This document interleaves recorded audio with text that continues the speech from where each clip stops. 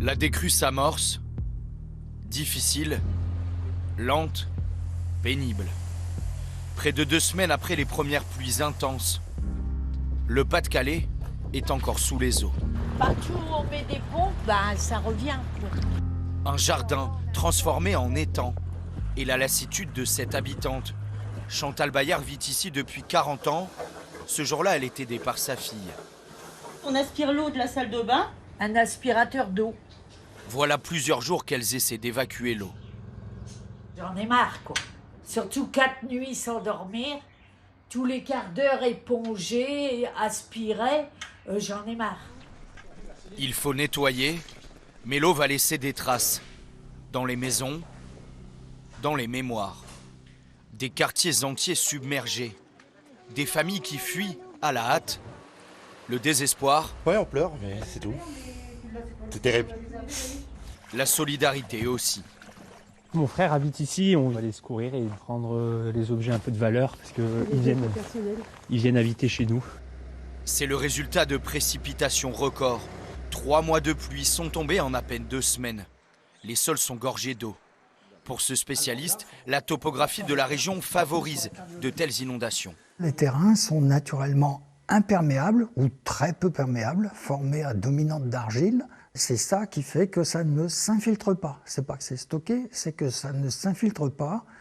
Et le fait que c'est plat, ça s'écoule difficilement. Sur la plaine maritime, c'est effectivement bien plat et du coup, ça s'écoule difficilement. Le moindre déchet peut aussi obstruer les cours d'eau. La pluie n'a pas encore cessé, mais déjà ces équipes nettoient là. Il y a urgence pour favoriser la décrue. Ils sont en train d'essayer d'enlever le maximum de branches pour justement, comme je vous dis, faciliter l'écoulement. Et ça sert à quoi? Ça sert à faire baisser les niveaux. Donc en fait, tout doucement, ça va désengorger là en fait. Un jeu d'équilibriste. Au plus fort de la crise, les structures ont cédé. Toutes les planches se sont soulevées. On peut voir le déversoir qui était pas endommagé et vous voyez qu'il commence à partir en fait. Vous voyez qu'il y a des parties qui commencent à tomber et tout est tombé là-dedans, quoi. Ces agents interviennent aussi sur ces champs d'inondation contrôlés. Un aménagement censé détourner des crues trop importantes vers ces pâtures plutôt que vers les habitations. Il y en a 10 le long de l'Aa. Des digues sont aussi construites, comme celle-ci en 2020 autour de Blandec. Problème, ces aménagements sont pensés selon les références de l'année 2002, où d'importantes crues touchent le département. Mais cette fois, l'eau est montée trop haut.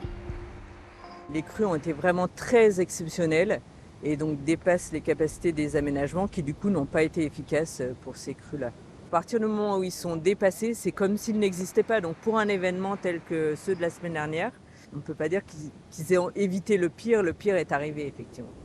Lorsque le pire arrive, les marées en contrebas jouent le rôle d'un poumon qui aspire l'eau et la relâche vers la mer. Ce réseau de petits canaux, ce sont les Watergans. 1500 km en tout répartis sur 5000 hectares. Le Watergan il sert donc à récupérer toute l'eau du bassin versant. Le Watergan a pris énormément d'eau en très peu de temps. Impossible de tout évacuer, alors il déborde, comme ici à Andres. La commune est sinistrée et désormais vient le temps des questions. Le maire déplore un réseau sous-dimensionné géré par le syndicat des Watringues. C'est aussi l'avis de la Cour régionale des comptes. Dans un rapport publié 2 mois seulement avant les inondations, les magistrats alertaient sur un risque de catastrophe. Les canaux à transférer sont globalement en mauvais état. Un nombre limité d'entre eux est susceptible de déborder et d'entraîner des inondations. Aujourd'hui, on n'a toujours pas passé un coup de pelle, on n'a toujours pas fait des bassins de rétention, on n'a toujours pas fait des fossés de tamponnement pour réduire donc la vitesse d'arrivée de l'eau en bas des bassins versants. Il y a des projets qui ont été plus ou moins validés par les bureaux d'études. Tout le monde est d'accord qu'il faut le faire, il faut le faire. Il ne faut plus attendre. Andres, Guînes, Arques, Blandec, Saint-Léonard. La liste est longue, à l'appel des communes sinistrées. 214 dans le Pas-de-Calais sont désormais classées en état de catastrophe naturelle.